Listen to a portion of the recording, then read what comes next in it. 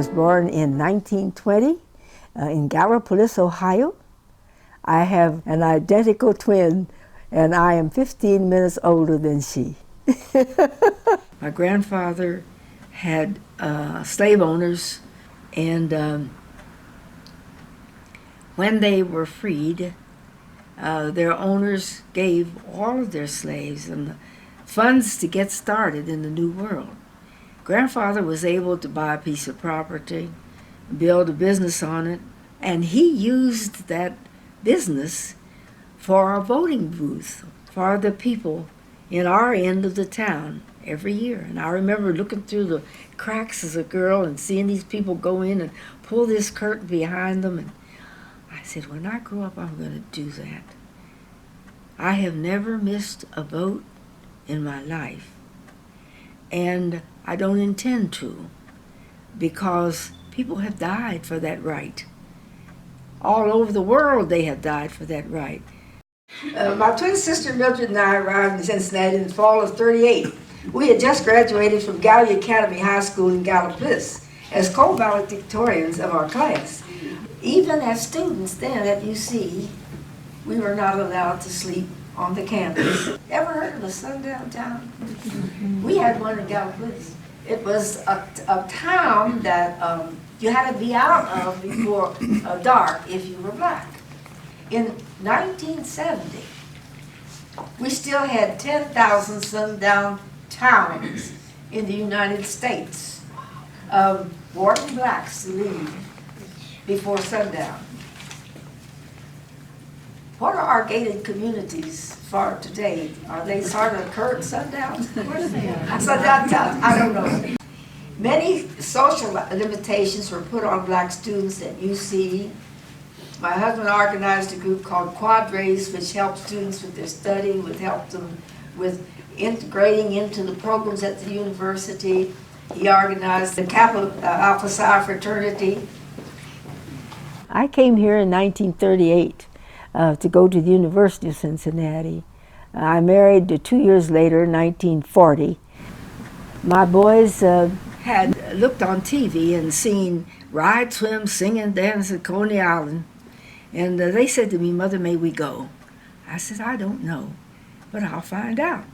So I went to the kitchen and closed the door. I didn't know what the conversation might entail, and I didn't want them to hear anything negative.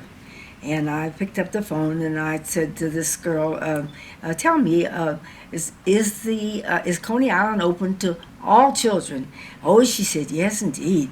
And then I said, "Well, we are Negroes," which was the term that we used, and I want to make certain that they can go without embarrassment. And there was a long quiet on the other end of the phone, and this young woman said to me, "No, they can't come." But then she quickly said, "But I don't make the rules." And I said, "I know you don't, honey, but I'm going to find out who does." And there began my battle. I was on NAACP board at the time, and I went and I told them, I think we've got to do something about Coney Island's admittance policy.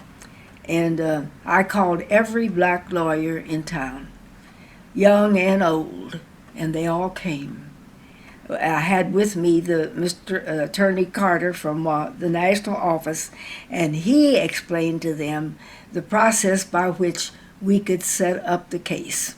He said, have black, white, black, white, black, white coming together. And he said the whites will be admitted for a dime, and the blacks will be refused for the same dime. And that was all was required. And it took me several days to get that group of people together. Maybe I called 100 to get 25. We went every day for 5 days. When we got to court with the case, it was very interesting. I had both my boys in the courtroom because I told them they were little, they were like 6 and 8 and 9, and I was wanting them to know that all the things we wanted were not available, but that we had to go to court sometimes to make them available. And they wanted to go to Coney Island, and I wanted to open Coney Island so they could go, and any other young black child who wanted to go.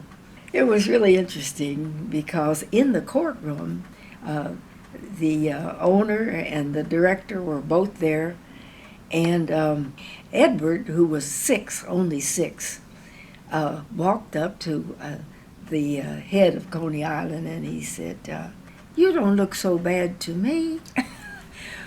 Well, you know, everything that we had done was worth his saying that, because he couldn't think how a man who looked nice could keep him out of Coney Island.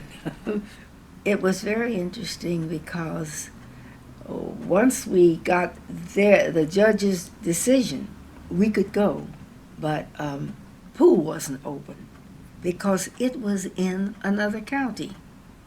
And it took them a repeat performance, so to speak, of people in the next group of the NAACP to get that pool opened, simply because it geographically lay in another county. It was unbelievable. It was unbelievable. The owners were chagrined, but there was nothing they could do about it.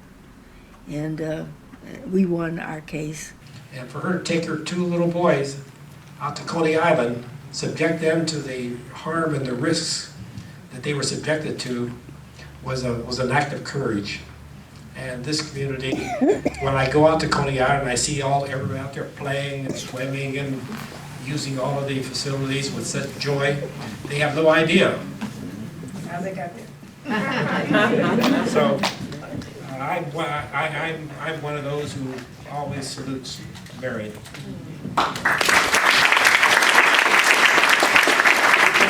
I fought a lot of cases in Cincinnati. I see judges here who were before me. I see lawyers who helped ask my husband and me if we would participate. We always said yes.